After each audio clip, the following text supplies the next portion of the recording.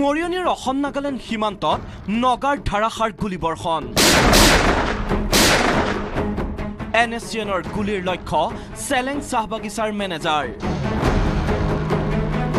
মেনেজাৰক NSCNে দাবী কৰিছিল 60 লাখ টকা জুলাইত জইন কৰিছিলো মোক চিঠি আহিছিলে উইথ এ বুলেট মোক তেতিয়া কৈছিলে টেক্স বুলি কৈছিলে গাৰ্ডেন টেক্স মানে 60 লাখৰ কথা কৈছিলে মঙ্গলবাৰে ধাৰাসাৰ গুলীবৰ্ষণে কপালে মৰিয়নিৰ চেলেং চাহ বাগিচা চেলেং চাহ বাগিচাৰ সহ পৰিচালক সূৰ্য দেৱনাথৰ সৈতে বাগিচাখনৰ ৰনখাম শাখা পৰিদৰ্শন কৰিবলৈ গৈছিল মুখ্য পৰিচালক প্ৰদীপ ফুকন সময় তেতিয়া পুৱা 10 বাজিছে বাগিচা পৰিদৰ্শন কৰি থকাৰ সময়তে সামৰিক পোছাকত অহা 25 জনীয়া নগা উগ্ৰপন্থীৰ দলে প্ৰদীপ ফুকনলৈ লক্ষ্য কৰি গুলী চালনা কৰে প্ৰাণৰ ভয়ত দুই পৰিচালকে দৌৰ দিলে বাগিচাৰ মাজলৈ পাছে পাছে খেদা ললে নগা উগ্ৰপন্থীয়েও কথমপি প্ৰাণ ৰক্ষা দুই পৰিচালকৰ जस्ट भीतर से कॉलिंग करके निकाल रहे थे तो दूर से दिखाई दे रहे थे तो आदमी लोग तब बोलने लगा कि सर आप भाग जाइए रुकने को बोला हम नहीं रुका কিছুদিন পূৰ্বৰে পৰা সন্দেহজনক NSCNে বাগিচাখনৰ মুখ্য পৰিচালক প্ৰদীপ ফুকনক ফোন যোগে 60 লাখ টকা কৰ বিচাৰি ভাবুকি প্ৰদান কৰি আহিছিল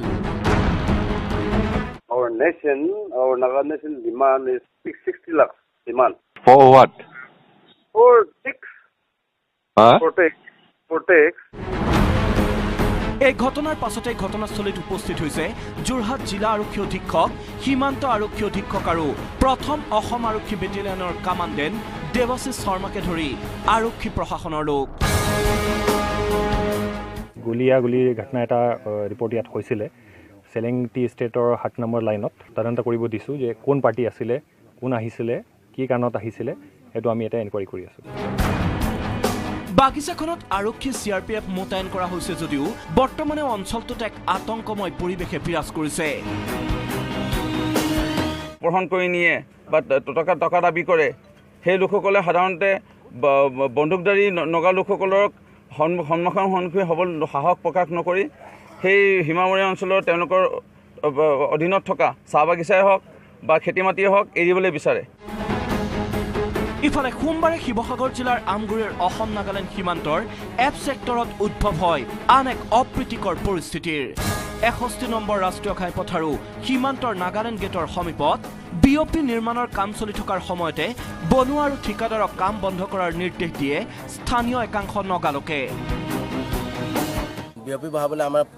যিজনে কণ্টেক্ট লৈছিলে তেওঁ বহুতখিনি লেবাৰ ইয়াত সোমাই পিনে কাম আৰম্ভ কৰিছিলে যিহেতু নাগালেণ্ড প্ৰশাসনৰ পৰা এজন আৰক্ষী বিষয়া আহি পিনে বস্তুটো বুজ লৈ পিনে তেওঁ গুচি গ'ল প্ৰায় এঘণ্টামানৰ পিছতে নাগালেণ্ডৰ প্ৰায় 150-200 মানুহ আহি জাঠি দা কুঠাৰ লৈ পিনে আহি আমাৰ যিজন লেবাৰ কাম কৰি আছিলে তেওঁলোকৰ ওপৰত আক্ৰমণ চলাব বিচাৰিছিল এফালে সীমান্তত নগাৰ আগ্ৰাসন আনফালে সীমান্তৰ চাহ বাগিচাসমূহত কৰ বিচাৰি নগা সন্ত্ৰাসবাদীৰ সন্ত্ৰাসত আতংকিত হৈ পৰিছে সীমান্তৱৰ্তী অসমীয়া লোকসকল মৰিয়নিৰ পৰা জ্যোতিপ্ৰসাদ গগৈ আৰু শিৱসাগৰৰ পৰা জয়জ্যোতি গগৈৰ report news 18 Assam north east